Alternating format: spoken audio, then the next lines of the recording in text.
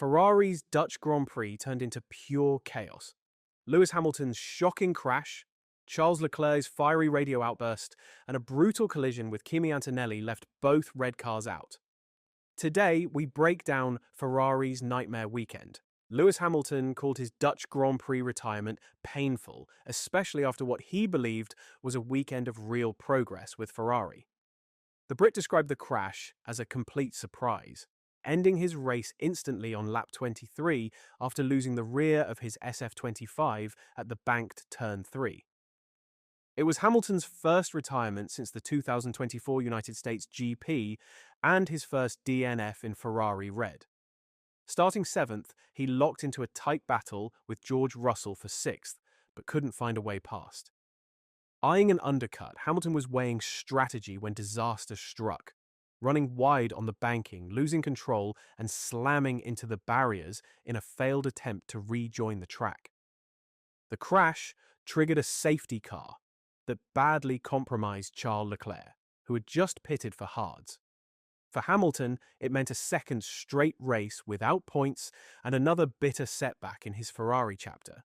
Speaking after the race, he admitted the mistake left him shocked and frustrated, noting the pace had actually felt strong all weekend until that sudden, costly moment. "Yeah, I didn't really want the undercut necessarily at that time. I was just saying that we would have to probably try and undercut them at some point," he told the media. "Yeah, I wanted to go long, and so my tyres were still feeling good. That took me by complete surprise, what just happened there. I'd lost the rear end at the bank, and then that was it.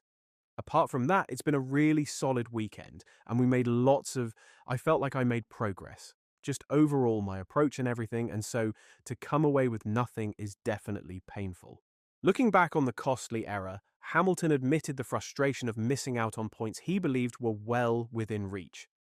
Still, he emphasized that his confidence hasn't wavered, and that the momentum he's built carries forward into next weekend's Italian Grand Prix at Monza. I feel okay, he added. "Yeah, I'm sad for the team as I said because I really wanted to get those points for the team today, and I honestly felt like I had the pace on the cars ahead of me. So I was hoping to see real progress in the race, and then that happened." When asked about the crash, Hamilton explained that he tried to wrestle the car back under control but was ultimately powerless to stop it from sliding into the barriers. "I was hoping to save it, but I didn't." Despite the rare mistake, Hamilton was clear it wouldn't weigh on him for long, insisting he'll reset quickly and refocus with full determination ahead of Monza. "No, I'll get over it by tomorrow, get back on it next week." During the broadcast, David Croft and Croft and Chandhok shifted their attention to Hamilton and floated an intriguing theory about the 7-time world champion's crash. On Sky Sports, lead commentator Croft remarked, "Croft, right, what happened to Lewis Hamilton? It's slippy here.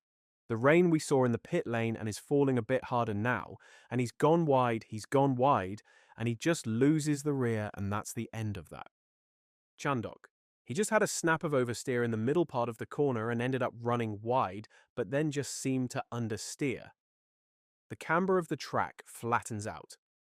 Croft, I wonder if that paint is just wetter than the asphalt. Chandhok, I don't know, they drive over that paint pretty much every lap as part of the racing line. When Lewis has gone wide up high, I was walking there this morning. The way the track is crofty, you've got the high, banked part of the actual track. Then it flattens out across the top. I wonder if when he's gone so wide up, high past the part that's bottomed out, he's just understeered into the wall so slowly. It's just a bit odd. Charles Leclerc's reaction to Hamilton's Dutch Grand Prix crash and the badly timed safety car it triggered has surfaced. Just one lap earlier, Leclerc had pitted from 5th for fresh hard tyres as the rain intensified. But Hamilton's accident handed rivals the chance to pit under yellow, costing the Ferrari man precious time. Fortunately, Leclerc only slipped one position, dropping behind George Russell, but the frustration was clear. As he drove past the illuminated safety car light, the Monegasque vented over team radio, fuming, "No! Effing hell. Oh my God, we are so unlucky. It is unbelievable." It's uncertain whether Leclerc realized it was his own teammate Hamilton who had triggered the safety car when he made his fiery radio outburst. Once the race resumed, however, the lone Ferrari wasted no time. Leclerc lunged at George Russell with a bold move into the Sector 3 chicane, sweeping around the outside to claim the inside line on exit. The pair made contact as Leclerc clipped the right side of Russell's Mercedes, but the move stuck and he powered ahead. The stewards soon took notice, placing Leclerc under investigation for causing a collision after the aggressive exchange. But Ferrari's nightmare Dutch Grand Prix would not end with Hamilton, as we will discuss. Charles Leclerc's Dutch Grand Prix ended in dramatic fashion after a heavy crash with Mercedes rookie Kimi Antonelli on lap 53, capping off a nightmare double DNF for Ferrari following Lewis Hamilton's earlier exit. The incident unfolded just after Antonelli stopped for fresh tyres, prompting Ferrari to respond with a pit stop for Leclerc. As both cars rejoined, the young Italian launched an ambitious move into the banked Turn 3, diving to the inside but understeering straight into the side of the Ferrari.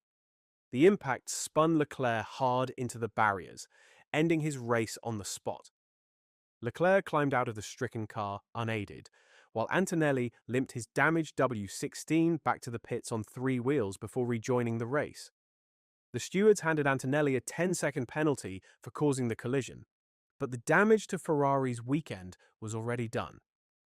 Before getting out of his car, Leclerc voiced his frustration with Ferrari's strategy, arguing that he had wanted to run to the finish on the hard tyres instead of being called in for a late pit stop. "I think that was unnecessary. I mean, we can never know what happened, but the tyres felt good. Anyway, the tyres felt good. Anyway, I'm getting out." When asked in the media pen about his thoughts about the incident, Leclerc said, "It's a mistake from Kimi. You've got to be very aggressive on a track like this to overtake. Maybe it was a bit too much.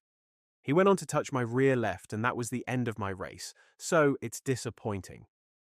Leclerc dismissed the idea that the clash was simply a rookie mistake, instead noting that incidents like this can happen in your first year or even your 5th.